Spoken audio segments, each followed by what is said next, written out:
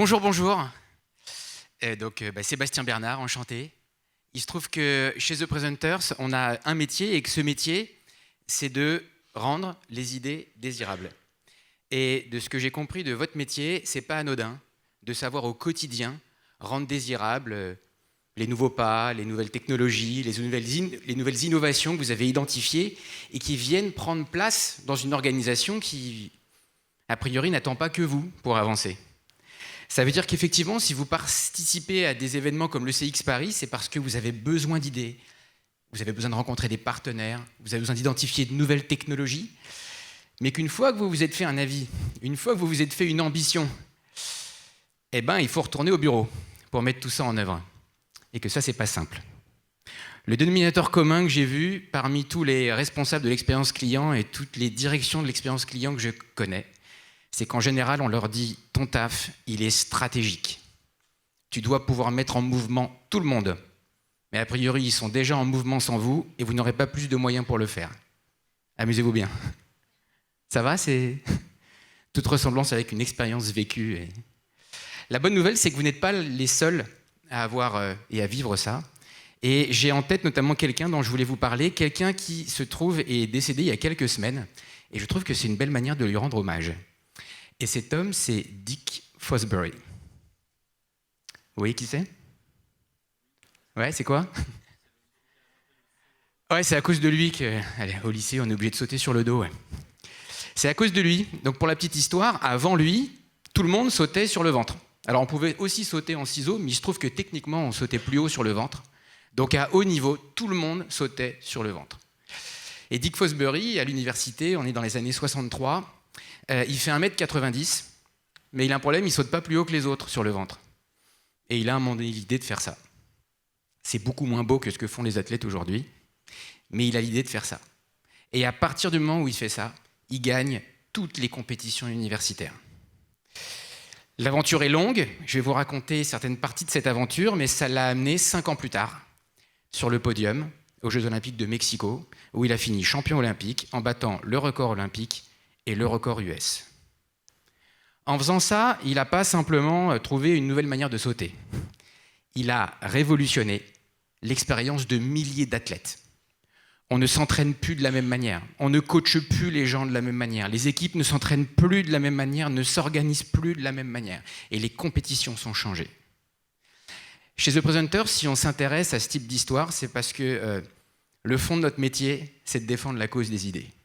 Et que vous le savez comme moi, quand on a à cœur de défendre la cause de ses propres idées, ça veut dire que tous les jours, on cherche à tracer un chemin sur lequel on veut entraîner des gens qui faisaient déjà autrement, qui faisaient même déjà sûrement très bien avant vous, et qui n'ont a priori aucune raison de changer ce qu'ils font pour suivre votre chemin. Et c'est pour réussir à générer cette envie de vous suivre qu'au sein de The Presenters, on a créé un ensemble d'outils qui vous permettent, en parallèle de votre stratégie, de construire ce qu'on appelle votre stratégie narrative. La stratégie narrative, si je cherche une manière un petit peu simple de le dire, c'est une quête. C'est chercher la manière la plus simple de dire ce que vous voulez faire pour que les gens aient envie de faire ce que vous avez dit. Moi, je ne répéterai pas cette phrase. La stratégie narrative, c'est considérer que si vous voulez mettre en mouvement les gens, vous devez être très clair sur l'histoire qui vous a amené ici pour leur donner envie de faire partie de la suite de cette histoire. C'est un sujet très sérieux qui donne l'occasion d'un ensemble de nouveaux métiers.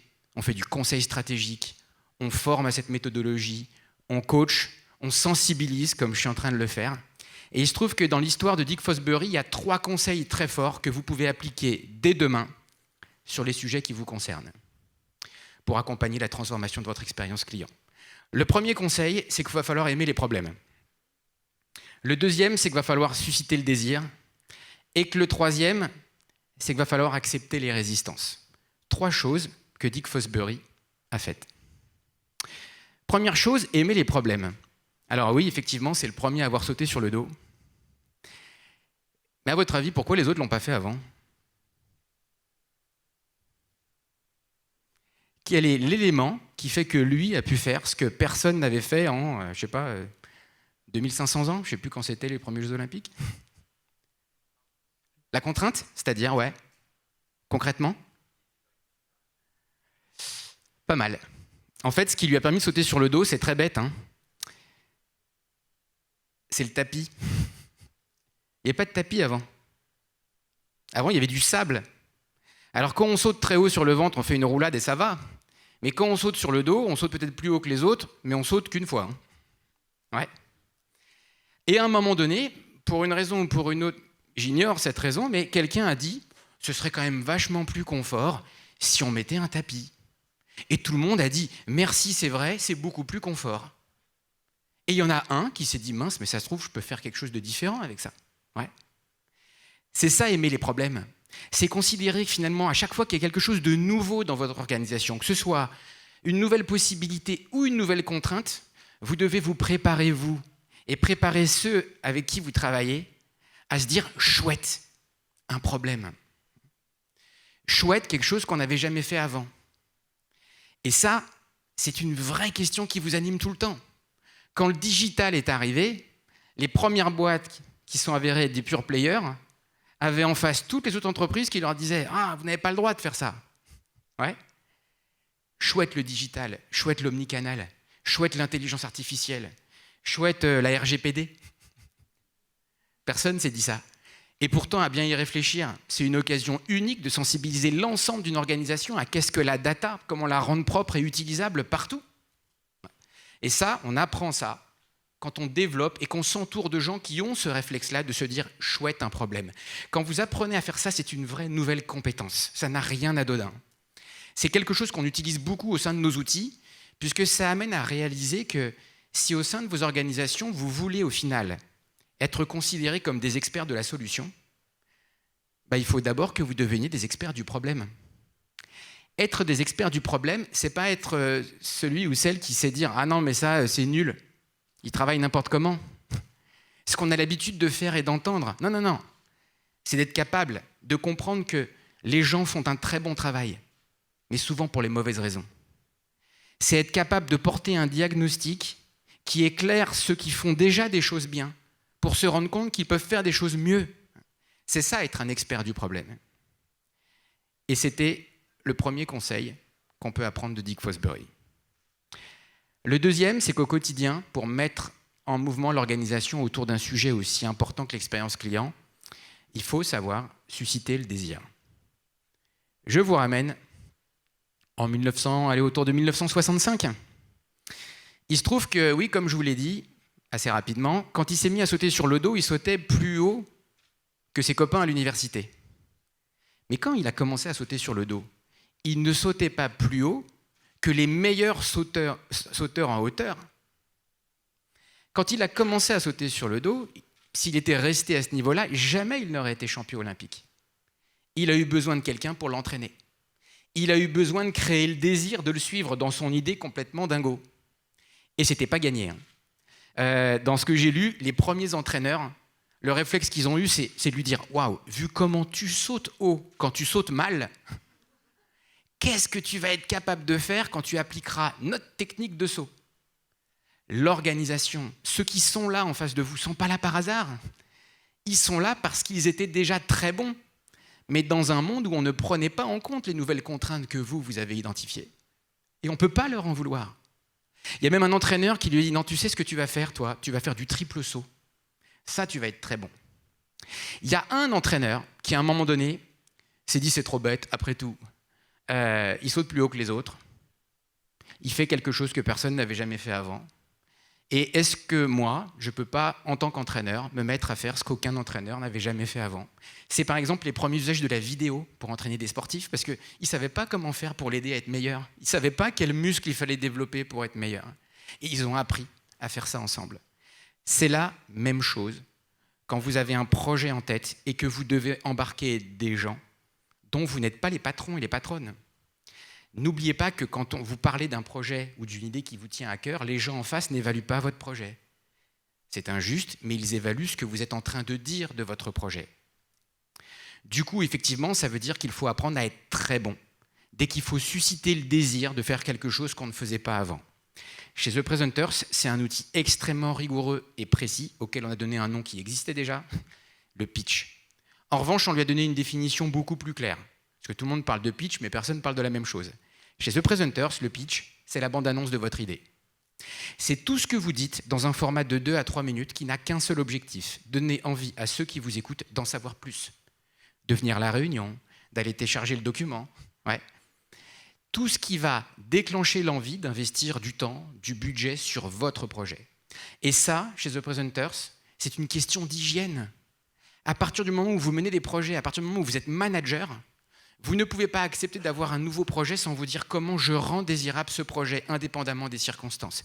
Et si vous n'êtes pas capable de trouver, il faut demander à ceux qui vous confient les projets. Rapidement, de manière assez opérationnelle, vous pouvez essayer ça sur le projet ou une idée que vous avez en tête, un projet que vous avez à mener.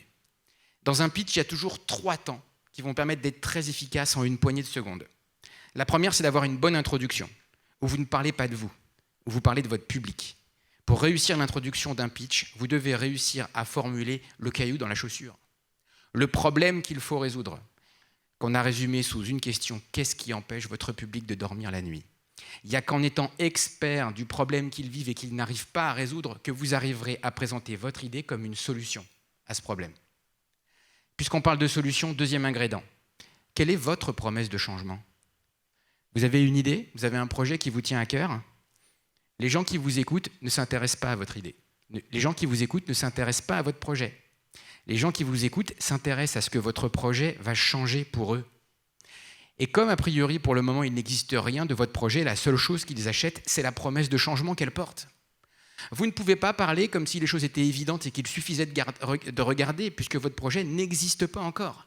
La seule matérialité de votre projet, c'est ce que vous êtes en train d'en dire. Donc oui, ça vous met sur les épaules une responsabilité très forte. Mais la bonne nouvelle, c'est que travailler une promesse de changement, ça se travaille. Et concrètement, dans la méthode, c'est 4 ingrédients dont je pourrais vous parler si vous avez des questions après. En revanche, même dans une poignée de secondes, il y a toujours un temps pour une conclusion. C'est le 3e et dernier temps du pitch. Au final, en conclusion, qu'est-ce qu'on y gagne à travailler ensemble ? Et là, vous avez 3 temps qui non seulement représentent la structure d'un pitch que vous pouvez dégainer en toutes circonstances, mais qui posent les bases d'une présentation plus longue, avec les 2 ingrédients à gauche qui sont une super introduction, et le dernier ingrédient à droite qui est une super conclusion. L'avantage d'appliquer ça au quotidien, c'est qu'il faut arrêter d'attendre le grand séminaire, la grande convention de l'expérience client pour se demander comment on va rendre tout ça désirable. C'est un réflexe, c'est ce qu'on appelle le réflexe narratif. Plus vous êtes capable de le faire sur les petits projets, plus vous donnerez jour après jour l'envie de faire des petits pas qui, à la fin de l'année, font des grands pas ensemble. Le dernier apprentissage que l'on peut tirer de l'expérience de Dick Fosbury, c'est qu'il faut savoir accepter les résistances. Et les résistances, j'en ai pas parlé jusqu'à maintenant, mais il en a eu un paquet. Je l'ai un peu évoqué, mais premier championnat universitaire où il saute sur le dos, il défonce tout le monde. Comment réagissent les autres ? T'as pas le droit. Il n'a pas le droit. C'est pas vrai. Alors oui, vu comme ça, maintenant que l'histoire est passée, ça paraît puéril. Sauf qu'en fait, à l'époque, ils sont vraiment allés regarder dans le règlement. Et personne n'avait imaginé ce cas-là. La seule règle, c'est qu'il ne fallait avoir qu'un seul pied d'appel. Et il se trouve que quand on saute sur le dos, on n'a qu'un seul pied d'appel.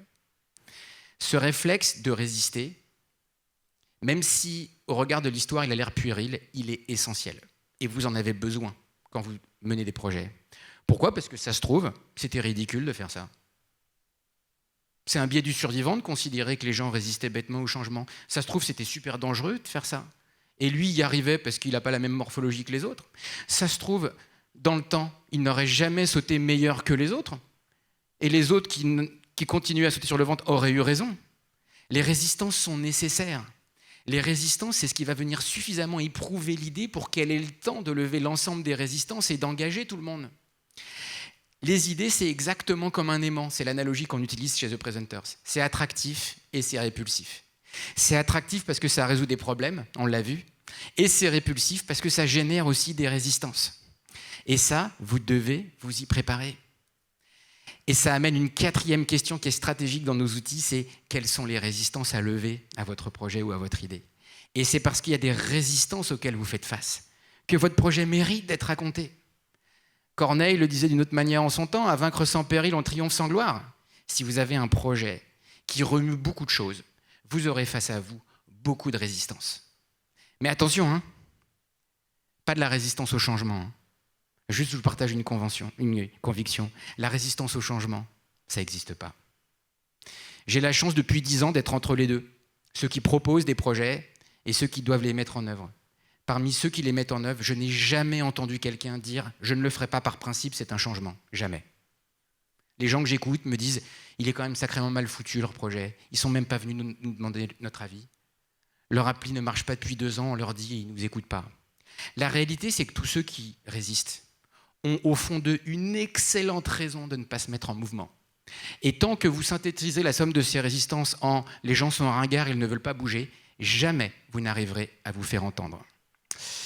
En conclusion, voilà les 3 conseils d'application au quotidien de la stratégie narrative que vous pouvez appliquer dès demain sur un projet qui vous tient à cœur pour embarquer vos collègues, vos clients, vos partenaires, vos patrons.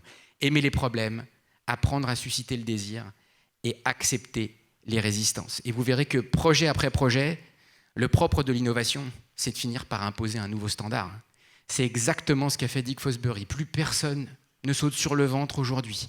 Et la prochaine idée que vous avez en tête, peut-être qu'elle va être très longue à mettre en place, mais peut-être que dans 1 an, 2 ans, 3 ans, plus personne n'imaginera comment faire autrement. Ce que je viens de vous partager, c'est un extrait d'une conférence plus longue que j'ai créée il y a quelques mois qui s'appelle « Comment lever les résistances au changement ». Si vous voulez en savoir plus, vous pouvez aller voir sur le site de The Presenters.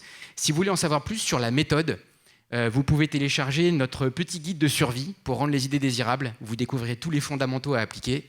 Et puis si vous voulez en savoir plus sur moi, le plus simple, c'est de me demander et de discuter avec moi dans quelques secondes. Et puis sinon, il y a LinkedIn pour les relations plus longues et plus digitales. Merci beaucoup de votre attention.